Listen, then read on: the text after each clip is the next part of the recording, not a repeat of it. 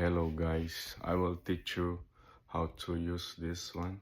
It's called shofar, horn of the sheep.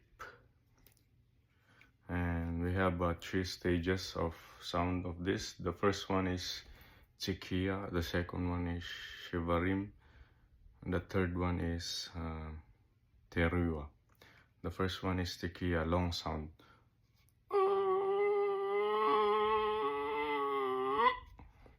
The second one is shivarim, 3 times.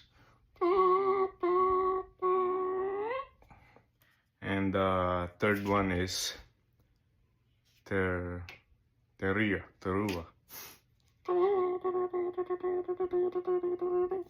And the last one is tekia gadol.